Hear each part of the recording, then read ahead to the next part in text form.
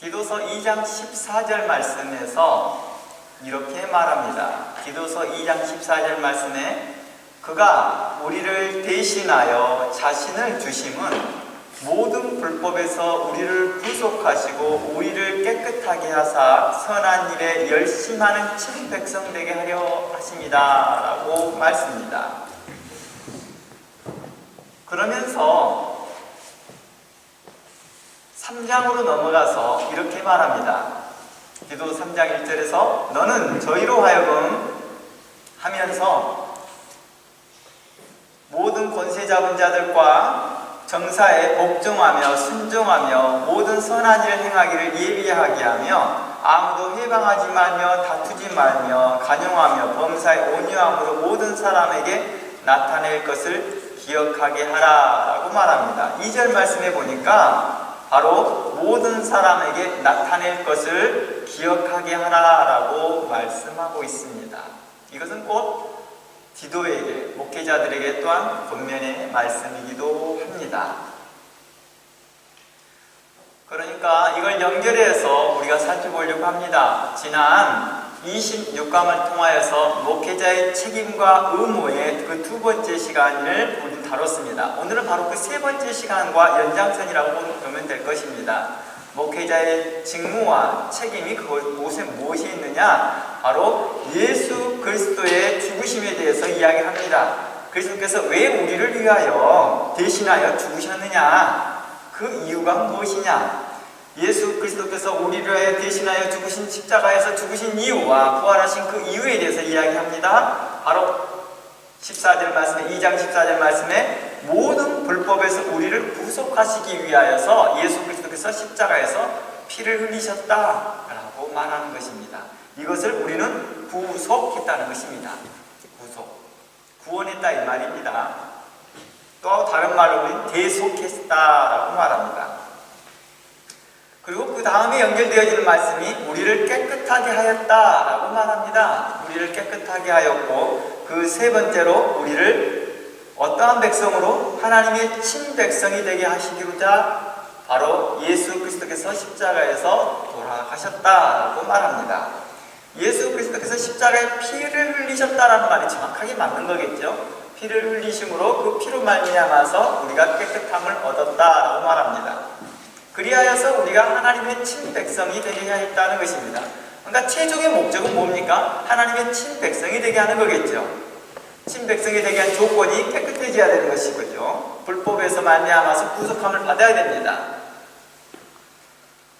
그리고 이 친백성이 되었으면 이제 그 친백성의 자격에 맞는 선한 일을 할 수 있도록 우리에게 그러한 의무와 책무를 주었다라고 말하는 것입니다. 그리고 그 의무와 책무에 열심히 있는 하나님의 친백성이 되게 하려고 우리를 구속하셨다라고 말합니다. 이런 것들을 뭐하게 하라? 기억나게 하라라고 하는 것입니다. 누구에게? 목회자에게. 그러니까 목회자의 사명은 무엇입니까?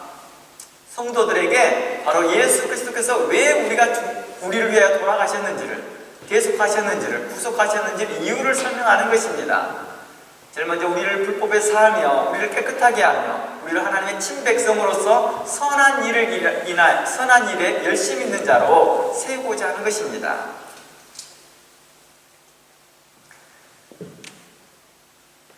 이 의무와 이 성도들에게 주어진 이 의무와 책무가 우리에게 무거운 짐이 아니다라고 예수님은 이야기합니다.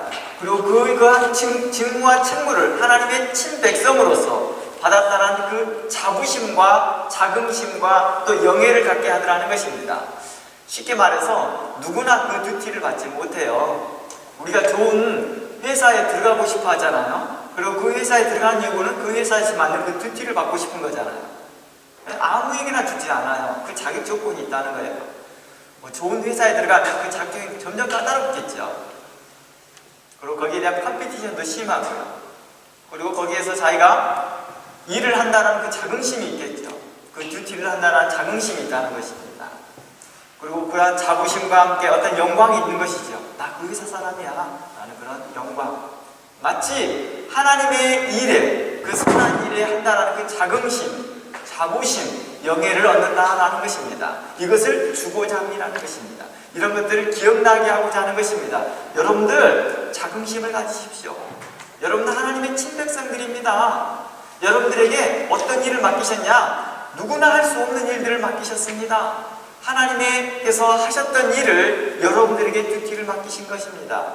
그러니 여러분들은 하나님의 동역자들이요 하나님의 일꾼입니다 라고 말하는 것입니다. 그래서 정확하게 신학적으로 우리에게 말한다면 우리 모두는 하나님의 동역자들이라고 표현하는 것이죠. 우리는 모두 다 하나님의 일꾼이다 라고도 표현하는 것입니다.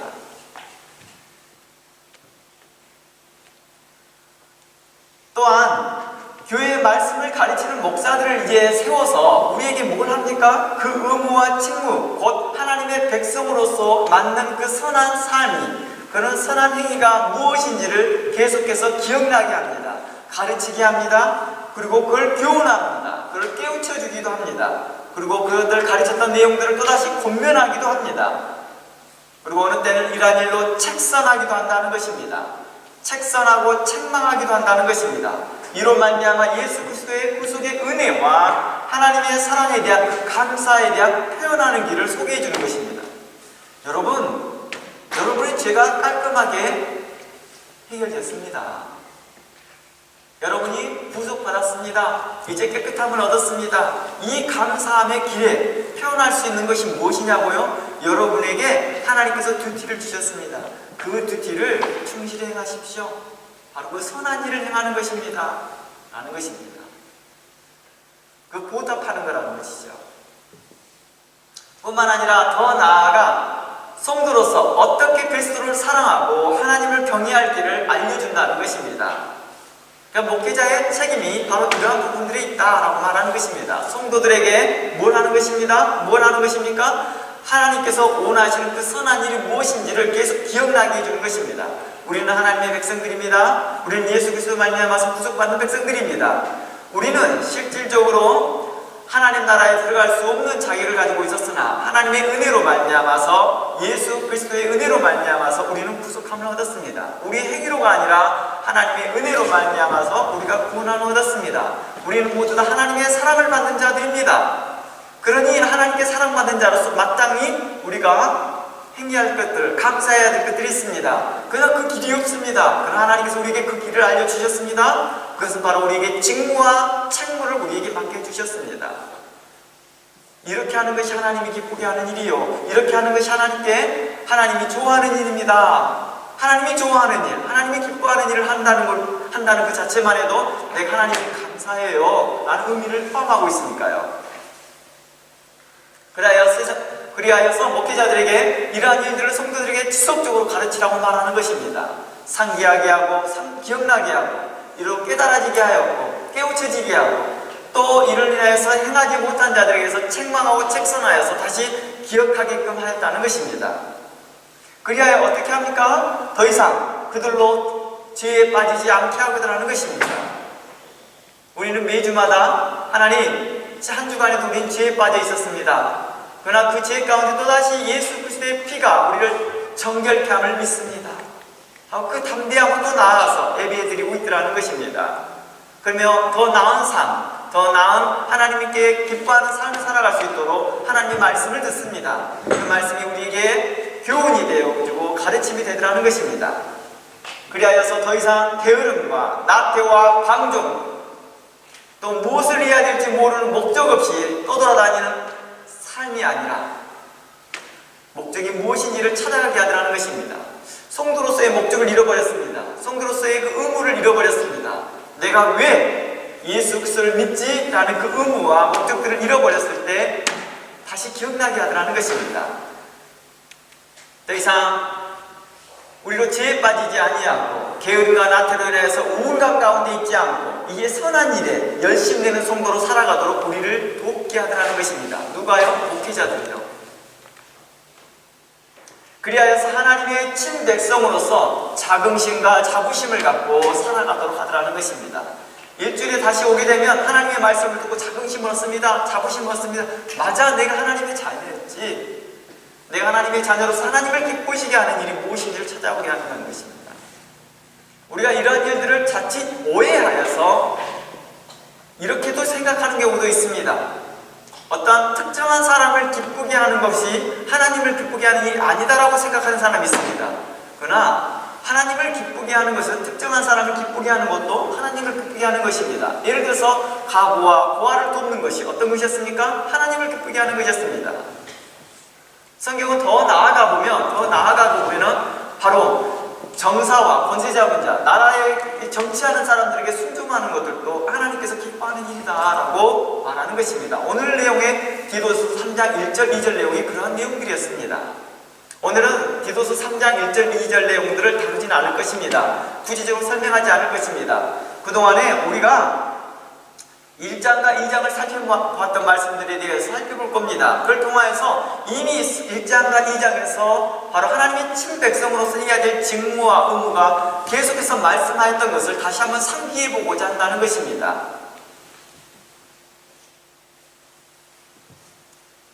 바로 성도들에게 이렇게 기억나게 하고 상기하게 하는 도중에 이러한 일들이 있습니다. 그들을 가르칠 때, 교훈할 때 목회자들은 모든 겸손과 범사의 온유한 마음으로 그들을 가르치라고 말합니다. 그들을 어떻게 가르치라고요? 겸손과 모든 온유로 그들을 가르치라는 것입니다. 그리고 간용하는 마음과 인내하는 마음과 용납하는 마음으로 그들을 가르치고 교훈하라고 말하였습니다. 이게 바로 목회자가 갖춰져야 될 태도이기도 합니다. 또 목회자가 행해야 될 직무이기도 하더라는 것입니다. 목회자가 갖춰야 될 양심이겠죠. 태도이겠죠. 이렇게 사람 가운데서 그들을 가르치고 교훈하고 책선하고 책망하는 것입니다. 단 그들이 어떠한 사람들이 거역하고 불의하고 불법에 대해서는 어떻게 하라고 말합니까? 디도서에서는 모든 권위로 가지고 그들을 책망하라고 말합니다. 모든 권위로 그들을 책망하여서 그들로 하나님의 것을 기억하게 하더라는 것입니다. 잘 박힌 못이 빠지지 아니하는 것처럼 하나님의 말씀이 잘 박혀 들어갈 수 있다는 것입니다.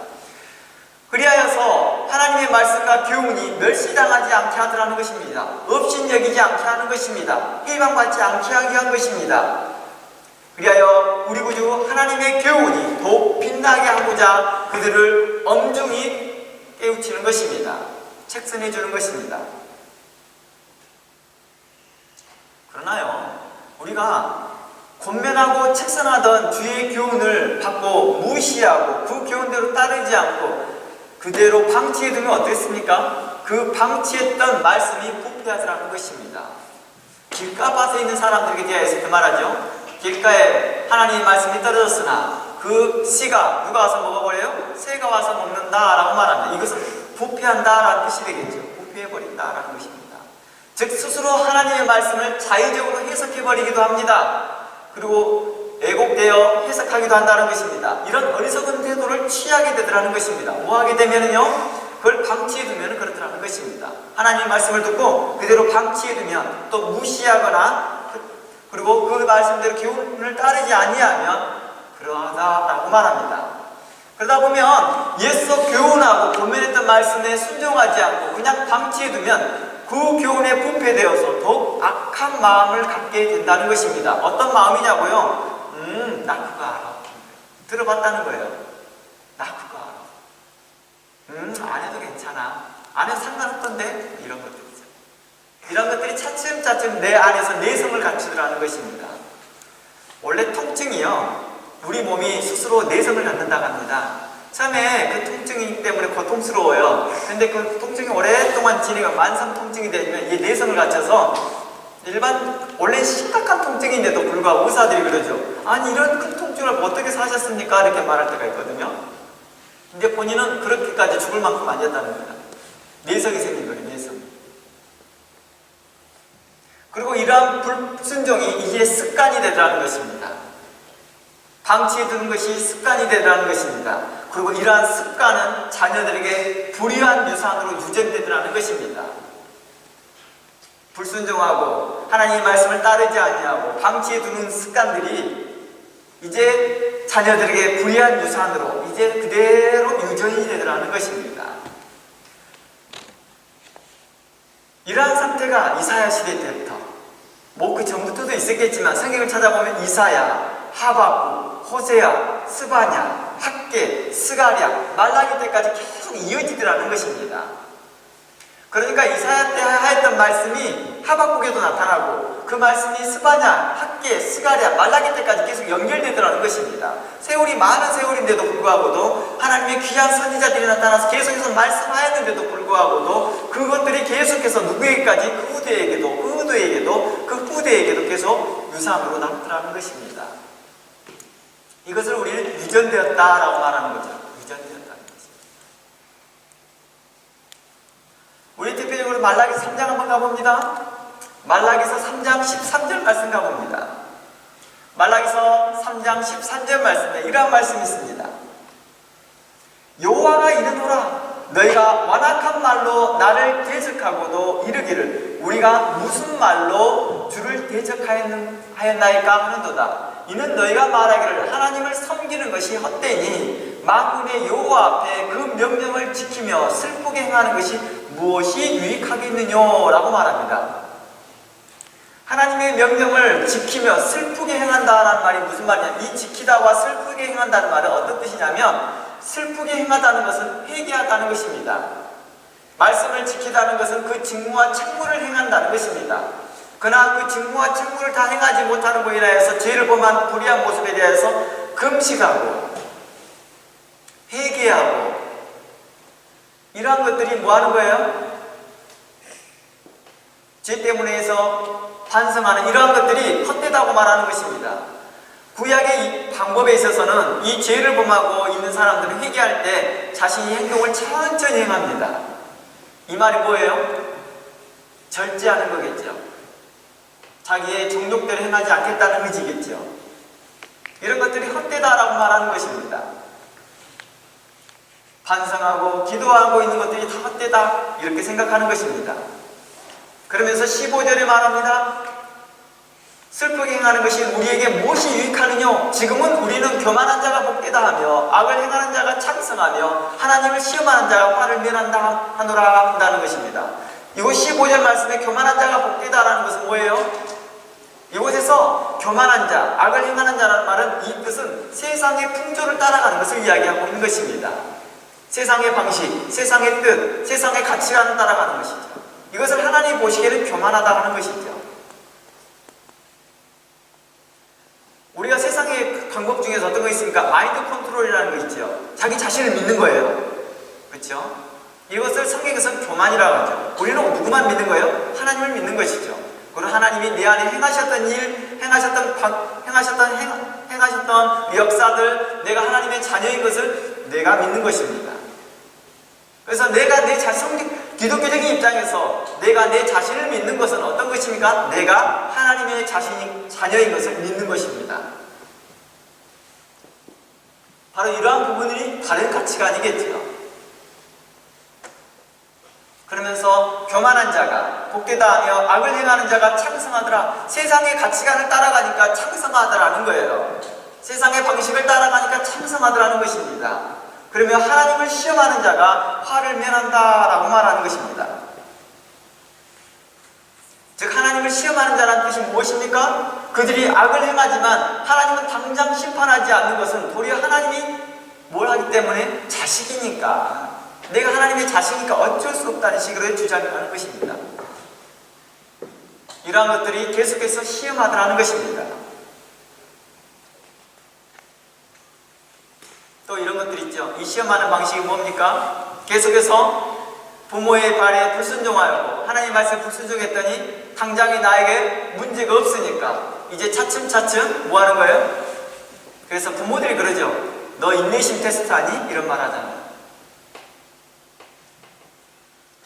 그래서 16절 말씀 가봅니다. 하나님께서 이러한 자들에 대해서 16절 이렇게 말합니다. 그때 여호와를 경외하는 자들이 피차에 말하며 여호와께서 그것을 분명히 들으셨다는 것입니다. 그리고 여호와를 경외하는 자와 그 이름을 존중히 생각하는 자를 위하여 여호와 앞에 있는 기념책에 기록하였느니라. 분명 하나님께서는 공의롭게 행하시겠다는 말입니다. 만군의 여호와가 이르노라. 내가 나의 정한 날에 그들로 나의 특별한 소유를 삼을 것이며 또 사람이 자기를 섬기는 아들을 아낌과 같이 내가 그들을 아끼리라. 18절 그때 너희가 돌아와서 의인과 악인이며 하나님을 섬기는 자와 섬기지 않는 자를 분별할 것이다 라고 말하는 것입니다. 결명코 하나님께서는 이 일을 행하시겠다는 것입니다. 하나님께 대하여서 그들이 불의하고 옳지 못한 자들을 향하여서 하나님께서 계속 심판하시겠고 판단하시겠다는 것입니다. 다시 이제 우리 초점으로 들어가 보겠습니다. 우리가 본문의 초점에 들어보면 예수 그리스도께서 우리를 대신하여 자신을 주신 이유가 뭐라고 말했습니까? 제일 먼저 모든 불법에서 우리를 구속하시고자 하는 것입니다. 우리를 구속하시고자 하는 것입니다. 죄에서 마귀의 자녀로부터 세상의 풍조를 따르는 데에서부터 이제 우리를 구원하신다라고 말하는 것입니다. 이제 그리하여서 세상의 무엇으로 통치하면서 하나님의 통치함을 받으라. 이 세상의 나라를 위하여 열심히 살아갔던 세상 풍조에 살아가는 게 아니라 하나님 나라를 위하여 우리를 위하여 살아가는 백성 되게 하였다라는 것입니다.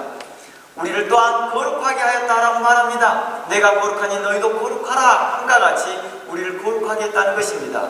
우리의 행위를 거룩하게 하였다는 것이 아니라 우리에게 말하는 것입니다. 너의 행위와 상관없이 내가 너를 거룩하다 하게 줄게 라고 말하는 것입니다. 그러니 이제 거룩한 백성이 되었으니 이 거룩함대로 살아라 라고 말하는 것이 바로 이제 하나님의 친백성이 됐으니 그 친백성으로서 합당히 행하라 라고 말하는 것입니다. 우리는 이 말을 이렇게 자주 이렇게 말했죠. 성도의 합당한 삶, 성도의 합당한 태도 이렇게 말한다는 것입니다. 그런데 친백성의 자격만 준 것이 아니라 그 친백성의 자격에 맞는 그 선한 일을 하도록 우리에게 그 의무와 책무를 주심으로 인해서 우리가 하나님의 백성된 그 자긍심을 갖게 하더라는 것입니다. 또 하나님께 대한 그 은혜 받는 것의 감사, 예수 그리스도의 그 구속의 은총에 대한 그 감사의 그 방법, 표현의 방법들을 이렇게 할 수 있도록 우리가 그 직무와 의무를 행하면서 하나님 고맙습니다. 내가 하나님의 은혜로 말미암아 구속함을 받고 은혜로 받은 것처럼 내 형제에 대하여서 용납하고 용서하겠습니다 라는 것이죠. 이 말은 내가 하나님께 감사함을 이렇게 표현하는 것입니다. 그래서 우리가 어르신들이 하는 말이 이런 말이 있어요. 내리사랑이라는 말을 해요. 내리사랑. 내가 부모님께 대하여서 다 그 사랑을 다 갚지를 못하니까 내 아랫사람들에게 헌신해주고 봉사해주고 사랑해주고 해서 대신하여 갚는다라는 뜻이죠.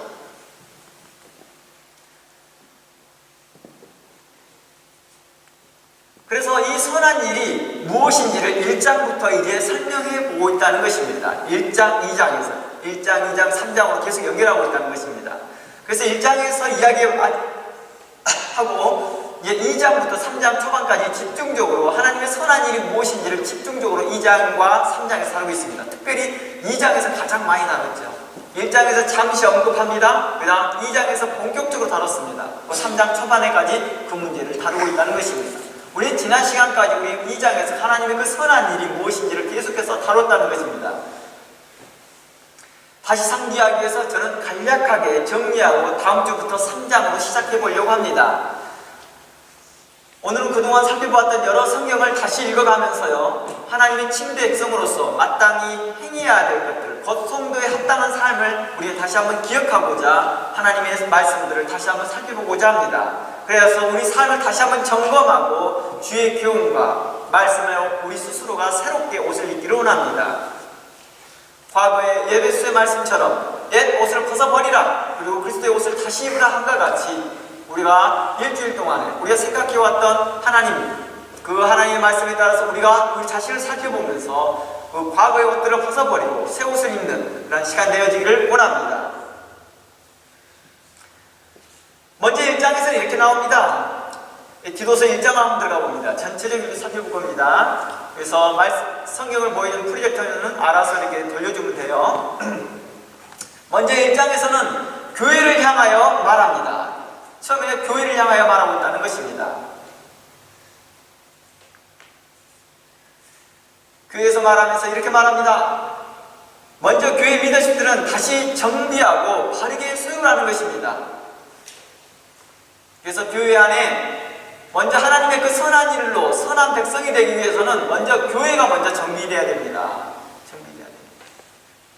그러니까 위에 물이 맑아야 아래 물이 맑듯이 이제 하나님의 말씀이 선포되어지는 그 교회가 정결해야 됩니다. 그래야지만이 그 아래가 깨끗해질 것이다 라고 하는 관점입니다.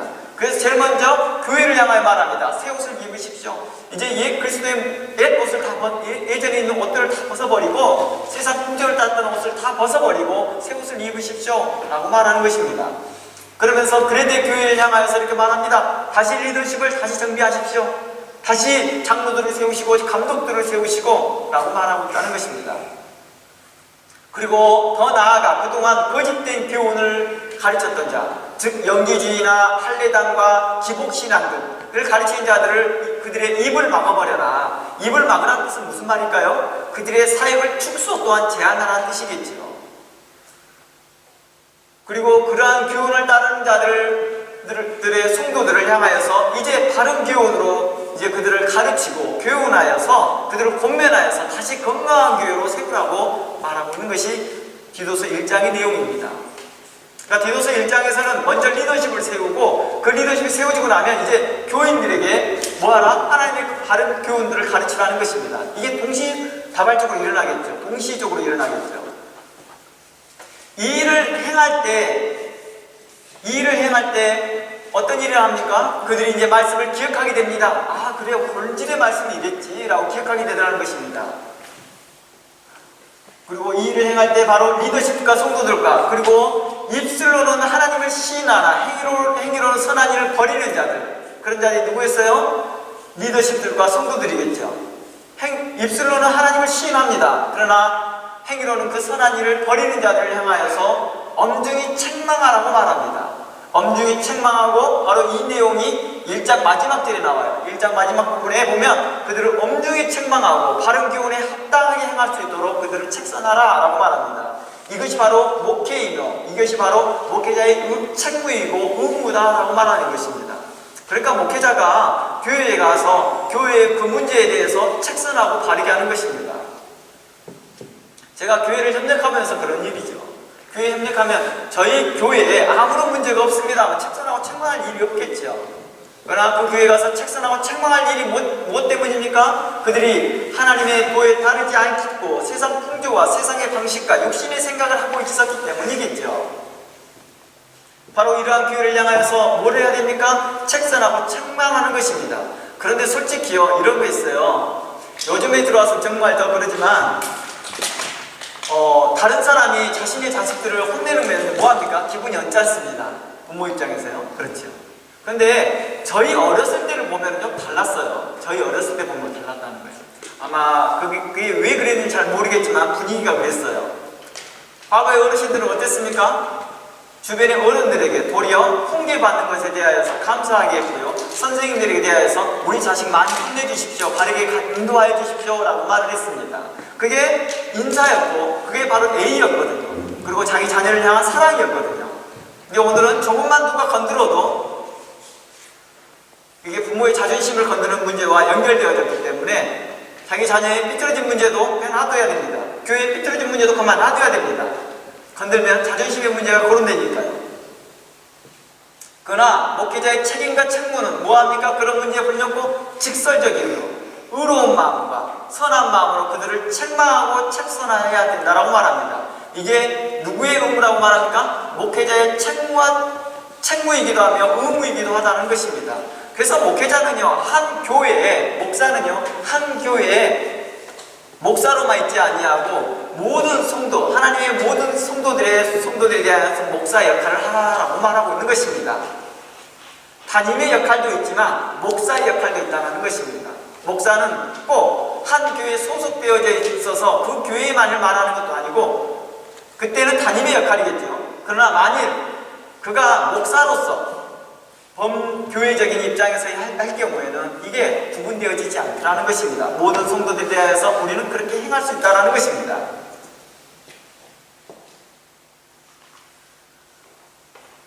아마 이러한 부분들이 아마 장로교 형법 중에서 이렇게 적용되어 있을 거라고 저는 생각합니다. 그리고 2장과 3장에서는 이제 그 목회자의 책무와 의무의 연장선으로 이야기합니다. 1장에서 말한 그 선한 일이 교회 리더십에서 이제 모든 성도들에게 이제 전달되어지기 시작합니다. 처음에는 교회 리더십들에게 말하였고, 그리고 이제 모든 성도들에게 적용하는 것이요. 한 것처럼 말입니다. 이게 바로 어떤 일이라고요? 선한 일이라고요. 그러니까 목회자가 리더십들을 바로 세우고 교회 성도들에게 대해서 바른 교육을 전하는 것이 선한 일입니다. 선한 일. 그리하여 그들로 인하여서 어떤 누구도 그들이라고 말하는 것은 이제 교회 성도들을 이야기하는 것입니다. 리더십들을 말합니다. 그들의 가정과 그들의 속한 직장과 사회와 그들이 소속된 국가에서 성도로서 하나님의 친백성으로서 그리고 그리스도의 은혜로 구속받는 백성으로서 마땅히 행해야 될 것을 말하는 것입니다. 그것을 바로 선한 일이라고 말하는 것입니다. 그래서 2장부터는 이제 본격적으로 어디로 넘어왔습니까? 교회의 문제에서 교회의 일에서 이제 어디로 넘어온 거예요? 가정으로 넘어옵니다. 교회 일로 가정으로 넘어옵니다. 이제 교회가 이런 선한 일을 행해야 됩니다 라고 말하고 나면 이제 가정도 이런 일을 행해야 됩니다 라고 2장부터 들어가는 것입니다. 그러면서 2장으로 한번 들어가 봅니다. 교회 안에와 교회와 그러니까 이 교회는 범교회적인 것이죠. 그러니까 만약에 저희 교회라고 말하면 저희 교회 전 성도들이겠죠. 전 성도들의 모습인 것입니다. 전 성도들은 어떻게 해야 됩니까? 라고 말을 하고 있으면서 동시에 이거의 가정으로 연결되는 거예요. 그래서 2장 2절도 보면 늙은 남자로는 절제하며 경건하며 근신하며 믿음과 사랑과 인내하며 온전케 하고 3절에서는 늙은 여자로는 이와 같이 행실에 거룩하며 참소침하며 많은 술에 종이 되지 말며 선한 일을 가르치는 자가 되고 4절에서는 저들은 누구예요? 저들이라는 것은 늙은 여자들 말하는 게 아니에요. 연세 드신 여성들만 말하는 게 아니라 연세 드신 성도들을 말합니다. 저들이라는 것은 바로 남성과 여성 모두를 포함하고 있는 거겠죠. 그러니까 연세 드신 성도들로 젊은 여자들을 교훈하고 남편과 자녀를 사랑하게 하며 근신하며 순전하며 집안일을 하며 선하며 자기 남편을 복종하게 하라. 이는 하나님의 말씀을 해방받지 않게 하려 함이니라 라고 말합니다. 너는 이와 같이 그러니까 너희들은 또 이와 같이 젊은 남자들에게도 이렇게 권면하여라 라고 말합니다. 근데 이 권면하면서 범사에 내 자신으로 선한 일에 본을 보여 교훈에 부패치 아니함과 경건함과 책망할 것이 없는 바른 말을 하게 하라. 이런 대적하는 자로 하여금 부끄러워 우리를 악하다 할 것이 없게 하려 함이니라 라고 말합니다. 그러면서 9절 말씀에 종들로는 9절에서는 종들로는 이제 어느 상으로 말합니까? 이제 가정 안에서는 이제 가정에서도 이야기합니다. 가정에서는 4절이 나와있죠. 4절에서 남편과 자녀들을 사랑하라고 말합니다. 이 가정 안에서 일어난 일이잖아요. 그리고 남편에게 복종하게 하라. 그리고 남편들도 어떻게 하느냐? 남편들도 아내를 사랑하는 그런 관점 속에서 이야기를 하고 있습니다.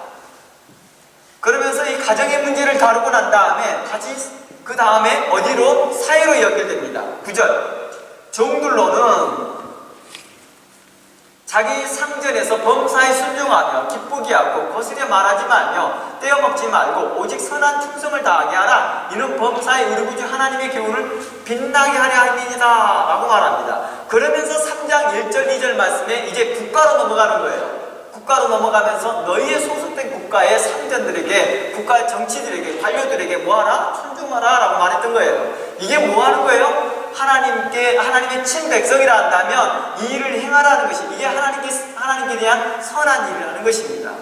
그러니까 선한 일을 우리는 많이 착각하여서 그냥 교회 와서 충성 봉사하는 것 그거 자체로만 생각하고 있다는 거예요. 집안일을 다 팽개쳐놓고 그냥 교회 일만 오는 것이 선한 일이라고 생각하고 있었다는 거예요. 자녀는 돌보지 아니하고 직장생활도 제대로 돌보지 아니하고 또 국가나 이런 데에 대해서 충성하지 아니하고 그냥 교회 오는 것이 최선이라고 생각하고 있다는 것입니다. 그것은 현재 1단계만 잘하는 거예요. 1단계. 그러니까 쉽게 말해서 디도서 기준에서 말하면 1장 삶을 잘 살고 있는 거예요. 1장 삶. 그러나 성경은 2장의 삶도 있고 3장의 삶도 있었다는 것입니다. 이에 연결돼서 이제 2장까지만 우리 살펴보니까 2장으로 연결된 성경 본문이 우리가 에베소서의 말씀 봤습니다. 에베소서로 한번 가봅니다. 에베소서로 이제 넘어가서 바로 교회와 가정과 직장과 국가에 대하여서 계속해서 디도서와 같은 맥락을 계속해서 이야기를 하고 있습니다. 5장 1절부터 봅니다. 디도서 5장 1절부터 보면 이렇게 말합니다. 이제 교회에서 가정으로 넘어가고 있습니다. 그러므로 사랑을 입는 자들같이 너희는 하나님을 본받는 자가 되라. 그리스도께서 너희를 사랑하신 같이 너희도 서로 사랑하라 라고 말합니다. 서로 사랑 가운데 행하라 라고 말합니다. 이건 교회를 향하여서 이야기하고 있죠. 그러면서 3절 음행과 온갖 더러운 것과 탐욕은 너희 중에서 그 이름이라도 부르지 말라. 이는 성도의 마땅한 바니라. 누추함과 어리석은 말이나 희롱의 말이나 마땅치 아니하니 돌이켜 감사한 말을 하라. 너희도 이것을 정령이 알았거니와 음행하는 자나 더러운 자나 탐욕하는 자나 우상 숭배하는 자나 다 그리스도와 하나님 나라의 기업을 얻지 못할 것이다. 누구든지 헛된 말로 너희를 속이지 못하게 하라. 이 헛된 말은 뭐예요? 너희가 한 번 구원받았으니 너희가 세상을 어떻게 살아도 괜찮아 하는 영지주의의 가르침, 그런 가르침 가운데 빠지지 말라고 말합니다. 이를 인하여 하나님의 진노가 불순종의 아들들에게 임하느니라. 불순종 아들, 그러니까 이 일에 대해서 뭘 말합니까? 불순종이라는 것은 위에서 언급했던 일을 불순종한다는 거예요. 그렇죠? 하지 말라는 것을 하고 있더라는 것입니다. 그런 자들에게 대해서 불멸고 심판이 임할 것이다 라고 말합니다. 그러면서 7절 말합니다. 그러므로 저희와 함께 참여하지도 말라. 너희가 전에는 어둠이더니 이제는 주 안에서 빛이라. 빛의 자들처럼 행하라. 빛의 자들처럼 행하라. 이 말이 무슨 말이에요? 오늘 디도서의 관점에서 보면 참된 하나님의 친백성으로서 살아라 이 말이죠. 행하라는 것은 선한 일을 행하라는 것이죠. 친백성으로 선한 일을 행하라라는 것입니다. 빛의 열매는 모든 착함과 의로움과 진실함이 있느니라. 빛의 열매라는 것은 친백성으로서 합당한 열매를 맺으라는 것입니다. 너희 열매 없는 어두운 일에 참여하지 말고 도리어 책망하라. 뭐 하라고요? 이런 일을 책망하래요. 어둠의 일에 대하여서 책망하래요. 참여하지도 말 뿐만 아니라 그들의 책망을 하는 것입니다. 13절 그러나 책망받은 모든 것이 빛으로 나타나니 나타나지는 것마다 빛이니라. 그러니까 책망하여 돌이키는 자들마다 그들이 다 빛의 자녀가 된다 이 말입니다. 그러니 이 일을 목회자가 뭐 하는 것입니까? 그가 가지고 있는 책임이고 의무라는 것입니다. 그런즉 너희가 어떻게 행할 것을 자세히 주의하여 지혜 없는 자같이 말고 오직 지혜 있는 자같이 행하라 라고 말합니다. 세월을 아끼래요. 때가 악하다고 합니다. 그러므로 어리석은 자가 되지 말고 오직 주의 뜻이 무엇인지를 이해하라 라고 말합니다. 그러며 18절 말씀에 술 취하지 마십시오. 이는 방탕한 것이 오직 성령의 충만함을 받으십시오. 시와 찬미와 신령한 노래들로 서로 화답하십시오 라고 말합니다. 이게 무슨 뜻일까요? 그 삶 가운데에서 술 취하는 삶, 어떤 이런 방탕한 그 삶보다는 하나님을 찬미하는 삶을 사십시오라고 하는 것이죠. 이게 바로 성도의 합당한 태도입니다. 이게 바로 하나님께 감사에 대한 모습입니다. 하나님께 대한 선한 일입니다 라고 말하는 것입니다.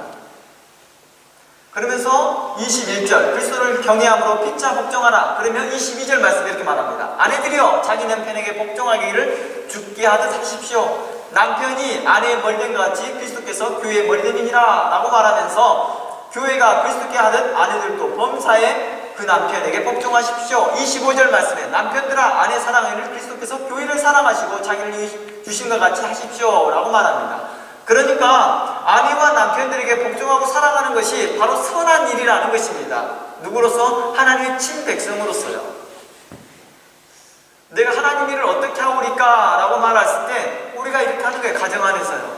가정 안에 서로 복종하고 사랑하는 것입니다. 그러면 33절 말씀 그러나 너희도 각각 자기 아내 사랑하기를 자기같이 하고 아내도 그 남편을 건기하라 함과 같이 남편과 아내는 바로 이러한 모습을 가질 때 하나님의 선한 도가 막히지 아니하며 하나님의 거룩한 도가 밝아질 거라고 말하는 것입니다. 6장 넘어가 봅니다. 에베소 6장 1절 말씀에 이렇게 말합니다. 자녀들아 너희 부모를 주 안에서 순종하라. 구한 주 안에서 순종하는 이것이 성도에게 하나님의 친백성으로서 하는 선한 일이라는 거예요. 선한 일. 그러니까 부모님들에게 효를 행하고 부모님에게 뭔가를 행하는 것은 이것을 선한 일이라는 것입니다. 그래서 이 부분을 지적했던 것이 예수님께서 지적했잖아요. 너희가 성전에 드릴 성전세, 고르반만 드리고 나면 이 부모님께 할 것이 없다라고 생각하는 자들에 대하여서 이렇게 말합니다.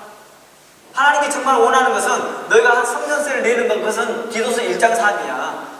그러나 디도서 2장의 삶도 살아야 되잖아. 그게 하나님께서 기뻐하는 선한 삶이야. 그게 바로 부모에게 대하여 뭐하라?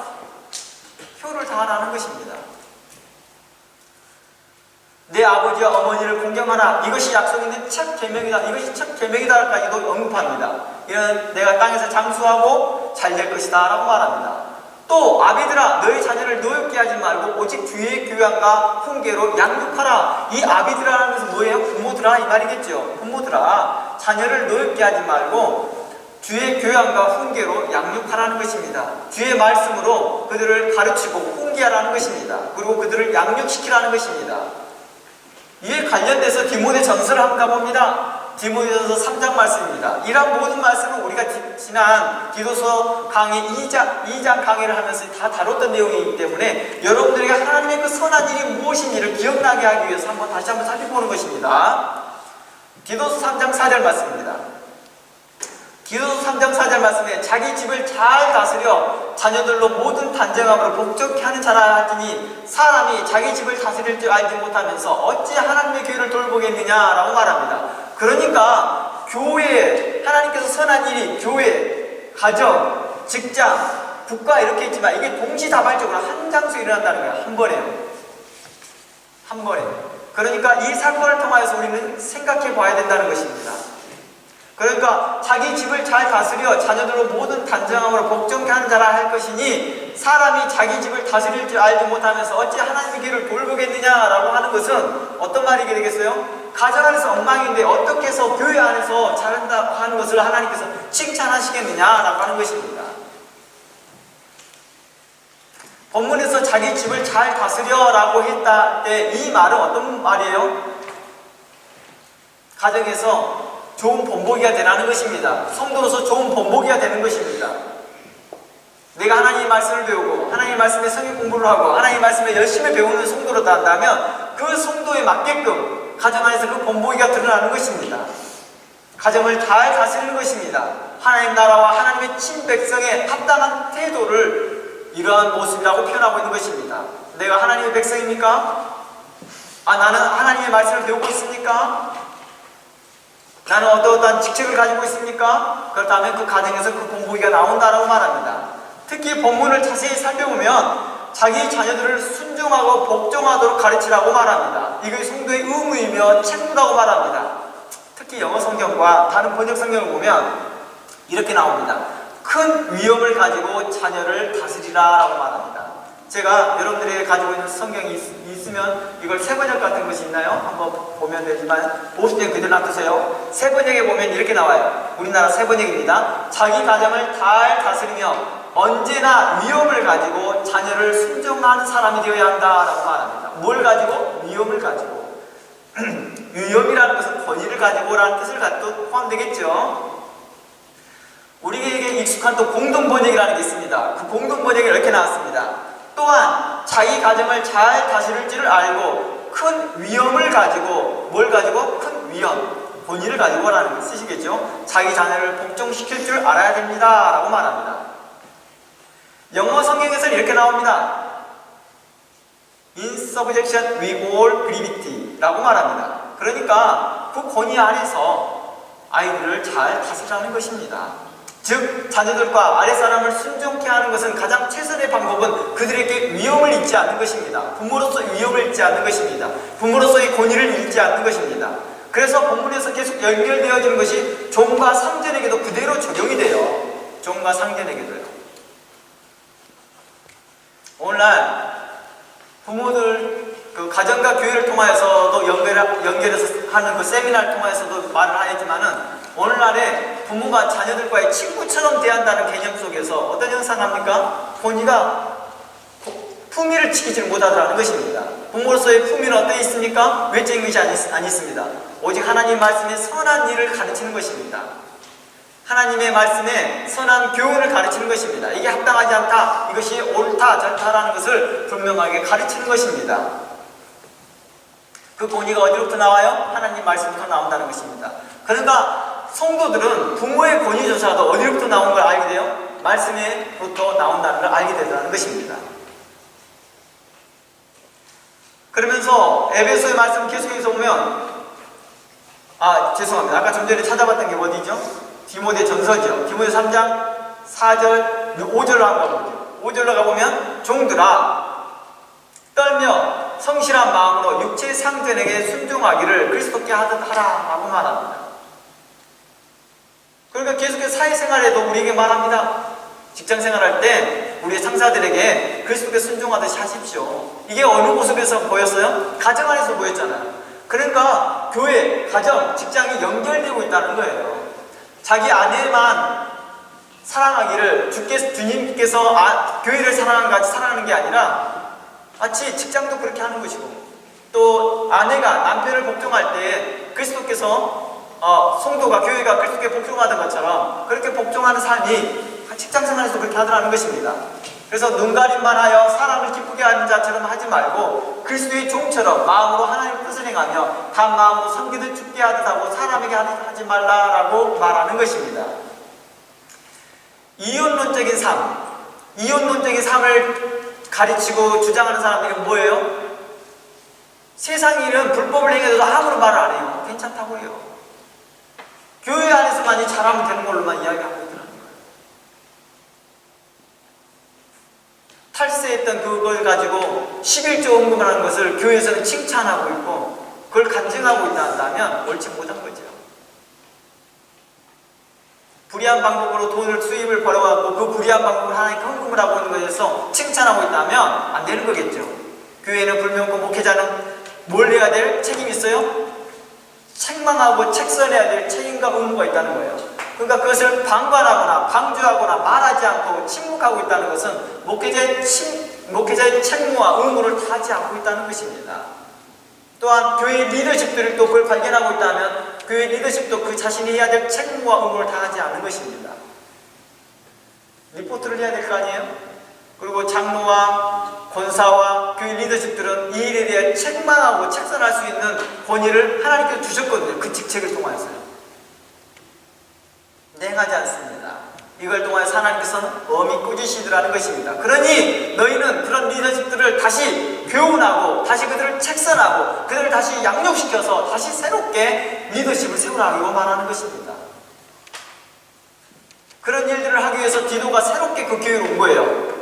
그리데인 교회로 온 거예요. 그리데라는 교회로 온 거예요.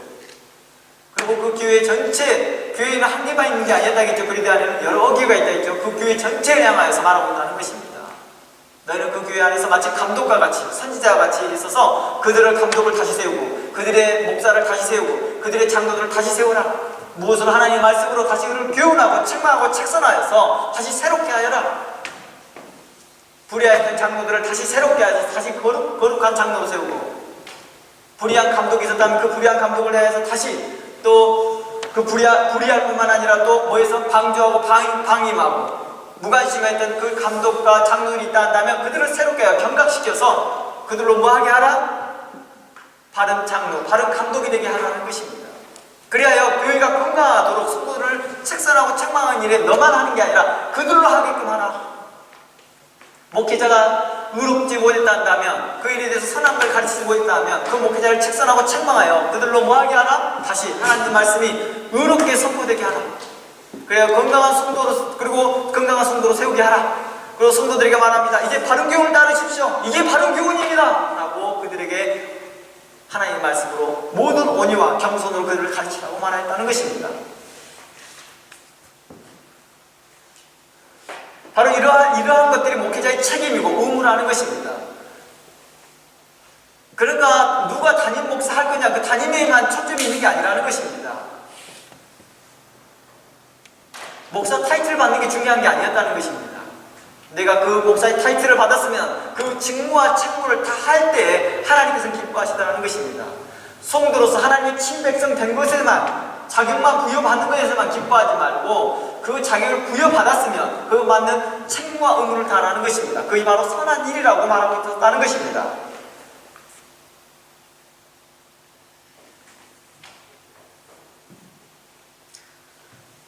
계속해서 이 관련돼서 베드로전서에도 그렇게 말합니다. 죄송합니다. 베드로전서 가봤나요? 지금 현재 안 찾아보고 있네요.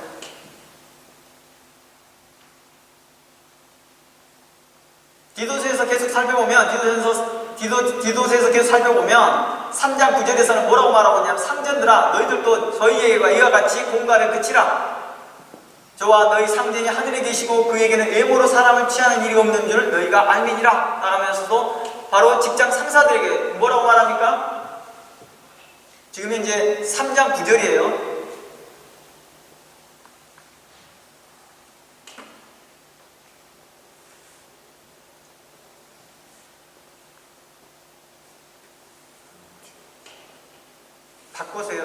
바꿔서.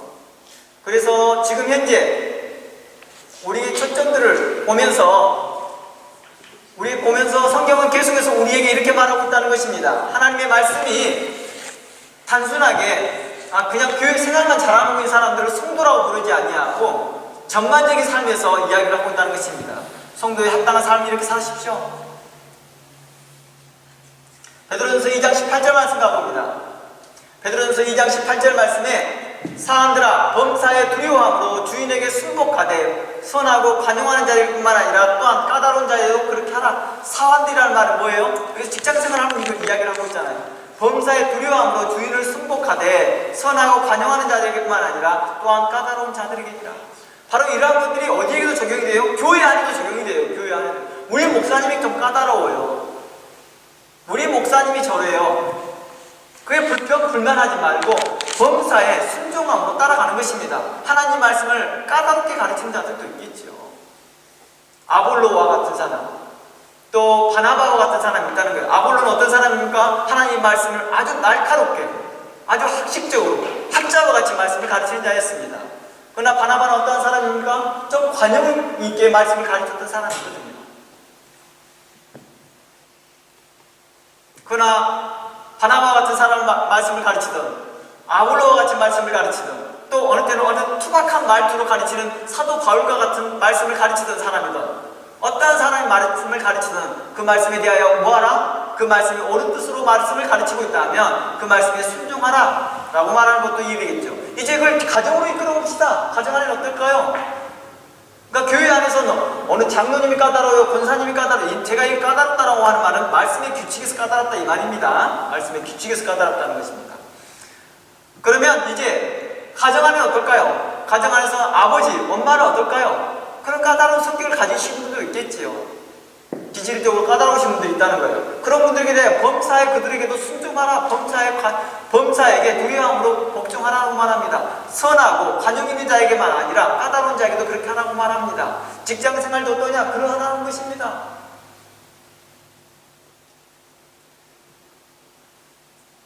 골로새서 3장 22절 말씀에도 이와 같은 말씀이 있습니다. 종들아 모든 일에 육신의 상전들에게 순종하되 사람을 기쁘게 하는 자와 같이 눈가리만 하지 말고 오직 주를 두려워하여 성실한 마음으로 하라고 말합니다. 누구에게요? 육신의 상전들에 순종하되 사람을 기쁘게 하는 자와 하지 말고 오직 주를 두려워하여 성실한 마음을 하래요. 골로새서의 말씀도요. 디모데전서 6장 1절 말씀에도 이렇게 말합니다. 디모데전서 6장 1절 말씀, 무릇 멍에 아래 있는 종들은 자기 상전들을 범사에 마땅히 공경할 자로 알지니 이는 하나님의 이름과 교훈으로 해방을 받지 않게 하려 합니다 라고 말합니다. 그러니까 직장생활부터 교회생활부터 직장생활까지 또 국가에서 다음 주에 다뤄야 될 국가에 속하였던 그 모든 사람들에게 우리가 순종하고 복종하는 이유가 무엇인지를 계속해서 이야기합니다. 이게 바로 하나님의 친백성으로서 선한 예의야 이렇게 말하고 있는 것입니다.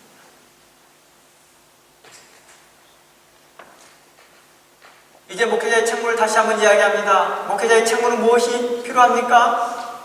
이제 성도들을 향하여서 이제 바른 교훈을 가르치고 먼저 리더십들이 옳지 못하다 그 리더십들을 바르게 세워서 그들을 양육시키고 훈련시키고 또 이러한 말씀을 통하여서 그들도 함께 같은 목회자와 함께 연합하여서 성도들을 함께 세워나가는 일에 함께 협력하겠다는 것입니다.